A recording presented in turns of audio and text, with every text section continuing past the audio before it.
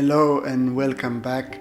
This is actually the first time that I'm doing a video like this where I specifically show you the table and my workspace and kind of the things that helped me create in my workspace. And the reason that I'm making this video like this without a written script or without filming each section in a more slow-paced way is that actually this week we are moving out of the house, and you might know it or not, but this workspace, this small corner, is actually in my house, in the living room, so I need to kind of disassemble it and make the space ready for moving out, painting everything around. So I will show you the table, I will show you the workspace, the tools that I have next to me, this board that I made. I have some things under the table. I have the axe block that I kind of made specifically for using it indoors and using it when having neighbors beneath me. So I try to kind of make it better, that it won't make as much sound as just a normal block of wood would make. So I will take you closer and we'll start with the tour. So starting with the most important space is the space in front of me when I work. I use it mainly to lay down my tools, and I don't work as much with the wood carving or with the piece on the table and me working on the table. The way I work on it is more that I work in mid-air and I lay my tools, my different tools on the table. And one thing that I might next time do better and kind of focus on doing more is flattening the table. This piece of wood, I bought it for quite cheap. It was around 80 euros that I bought it. It's one of the only pieces of wood that I actually bought. I usually just collect the wood around me, fallen pieces of wood. But I thought instead of buying a woodworking table, I would make my own, and I would buy a unprocessed piece of wood and process it myself, and like this maybe somehow be a bit more sustainable this way. So I would have focused on making the table flatter. It's a bit harder to see, but the table itself, it's not completely flat. It has like this round motion to it. So now whenever I lay a tool on it, for example I have this one, then it's not very stable, and especially if I use something that is round, and like I have this small drill that I made that I use sometimes whenever I make small pendants, so it might just roll down like this, and this is not very good, especially when you want to protect the tools. So this is the first thing I would change. But overall I like this amount of space, and I have here in front of me, this is something was quite nice about this table. You can see that it had this kind of motion to it that gave me the option to make this space beneath it to store all of my tools. And it's really comfortable that the tools, there's a difference between if I would have just the jars in front of me like this with all of my tools in front, and the main difference is that when they are lower they are much less visible, but also quite easier to access, and I'm not scared that just it will fall over. This happens sometimes with these jars, they just fall and makes a lot of noise. And yeah, like I made this space, I made this for my flex cut gouges that I haven't used as much lately, but I made this small device, which now, like I think for my next space I will make something a bit more proper. This was a very improvised version.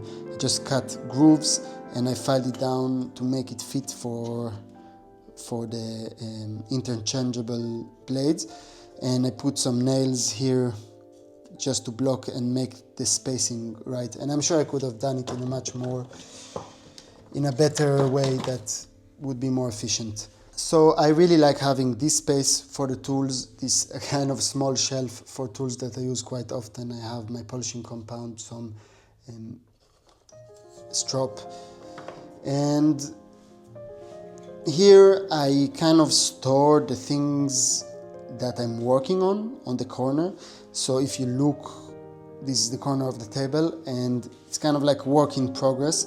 So I have these 3 jars that I just have many spoons, things that I'm like, whenever I want to have just a quick session, I have something to grab and to work on, and most of them are quite finished already because I'm already been having them for several months here, so they are most of them in their final stages, not needing too much of work.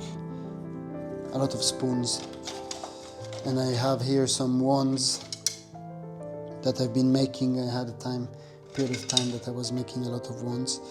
So yeah, and here there is usually a bit more mess. I kind of cleaned it up for this video, and usually they are the projects that I either cannot fit in the jars or things that I'm kind of working on at the moment, really, like that I'm telling myself, okay, I want to have this in my mind accessible, so I put them into display in a way. And this knife I've been working on lately and I really love it. It's a Mora 120 that I made a handle for, and with a cup. I think this one is a brass bolster, and actually it's not connected, but I managed to fit it quite well. So really love this one, and I'm excited to work on it and make a sheath for it. But just an example of things that I'm working at the moment. And I found it really useful having a lamp like this, this kind of like arm lamp to work, especially at night, and have the light from the side or just in front, very close. It's always helpful to have a lot of light. And now this board, as much as I think it's pretty, I did not use it to its potential, I think. I used mainly this half because I was mainly sitting and I wanted to have it accessible, everything, each time. So for the axe it was nice, for these scissors it was nice, but for the rest I haven't used it as much. So maybe for next time I would think more about the fact that what tools I want to be accessible that are close to where I sit, and what tools are pretty in my opinion and can sit around without being used as much. And it is true for these adze and this hammer. Yeah. And here in the corner I've put a small bucket, and I'm storing here pieces of wood that I might be using, and clamps. Yeah, and also on the back of these are tools that I don't use as often. And now I have these drawers that I made myself. Actually, I made them when I just arrived here. They are in a big mess at the moment, but I did find it very, very useful having some type of storage space that I can close and hide in a way. When I work for my sharpening tools, for small things like glue or small blades that I'm not using as often. And I have here, for example, this one I use sometimes, this Kiridashi knife that doesn't have a handle, but I do enjoy using it, so I'm kind of putting it still in the box. I need to make a handle for it. Yeah, but I should have probably invested a bit more time in organizing them and make them proper and more accessible and less messy, because they are very messy. Now, underneath the table, I have here my clamp that I found very useful. I made this constellation of a clamp that I can remove because I want to have this space clear and I didn't want the clamp to be always there. So whenever I'm not using it, I store it down here. and I assemble it. It's this type. It was not that expensive also, this clamp, one of the cheapest that I found. And it was very comfortable to have it this way. Kind of takes a bit of skill to assemble it. But you can see that it's quite quick to assemble. I would, for the next time, invest in making the wood a bit straighter and maybe getting, like again, I've been working with pieces that I found in the trash. So this I just found in the trash. I didn't want to buy anything. I just really don't enjoy buying wood, cotton wood. So I would also put maybe some type of cork, some cork sheath here, and I would also invest in making a better handle for this, because this one broke several times. I made it from a really cheap piece of wood that I also found. So this is it, and I also store here, you see in these two boxes, I store some pieces of wood, and I already organized. In general, around here I already kind of put away things that I don't use as often as I do, and I put them in boxes already, just trying to get ahead with the packing. And now I will take you and I will show you my axe block. I will bring it to the table.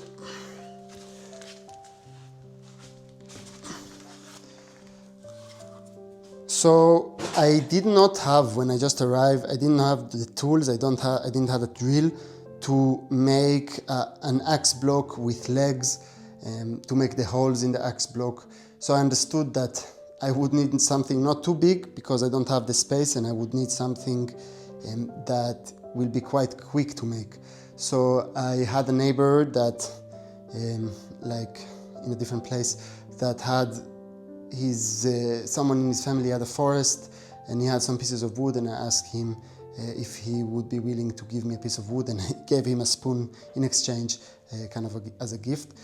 And I basically just connected it to this foam. It's kind of a foam that is usually used for camping, and the main reason, like I used 3 screws or 4 screws to connect it, and I made this piece of wood to make it a bit more stable, wider, and I put 2 layers of foam, one underneath, just glued it, and this one just to minimize the noise a bit and make it, the impact whenever I hit with the axe on the wood, a bit less strong and a bit more nicer for the neighbors downstairs.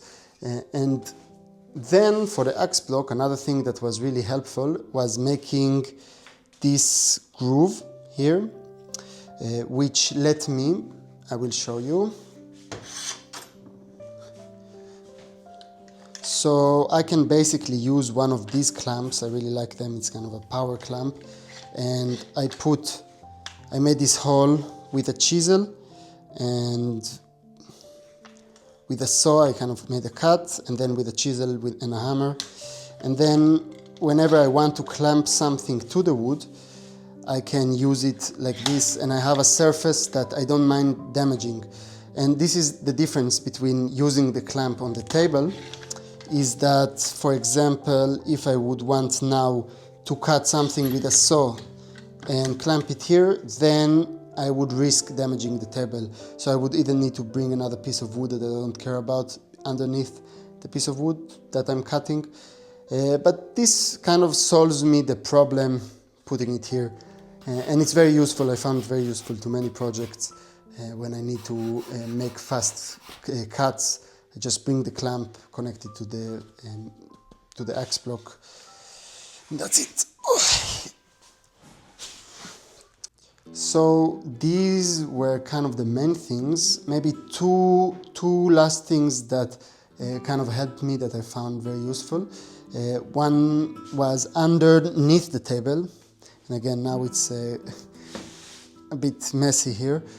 I put here these rolls for the sandpaper, and I actually did not use in the last year and a half since I made the sharpening video for you here. and kind of improved and reflected on my sharpening process, I managed to reach finishing touches on the carvings that don't require really sandpaper. So I'm not using the sandpaper at all. I didn't use it for the last year, but I was finding it quite useful to have them on a roll like this, that I could basically just pull it and cut myself a piece. And I made myself here some clamps, some hooks for the clamps and for some tools, and this was quite useful just to have an easy access to some of the tools and save some space. And also, you might have noticed, and this was something that I did a bit too late, and I'm a bit sorry for that, so I would really recommend that. I would get some type of carpet, and preferably nothing with fabric. And it's mainly helpful whenever you have the floor, whenever the floor is not as solid, not concrete floor or something that would not get damaged, because when you carve and when you work with tools and when you work with heavy wood, there's a high chance that it would just fall on the floor and damage the floor. So investing in these two carpets that are made of bamboo, I think, just to put underneath my workspace, underneath the table, whenever a tool falls, whenever a piece of wood falls, if I axe, I split wood sometime. So this is really, really useful. And then just the last thing that was really important for me when making this space was making the window above the table. And the main reason is quite obvious, but still I think is very important. Whenever you want to make really final lines and nice finish lines, you do want to have a source of light that comes from the side, not necessarily from the top or from behind you. Like, it can come from behind you, but you might block it. But it gives you just a lot of control over the cuts and just visibility on what you're doing, which is really important for the finishing stages, especially. So that was a quick rundown of my workspace, of my table, just before I'm starting to disassemble it and make it flat, just so it will be easier to move. I hope you enjoyed it and found it useful for your own journey and for your own workspace, even though I kind of improvised this video and made it quicker and a bit more rough and raw. So thank you for watching. I will still upload some videos from this space because I filmed a lot in the last year and I didn't manage to edit it and work on it. So I hope you will enjoy the content that is about to come. So thank you for watching, keep creating, and I'll see you next time. Bye bye.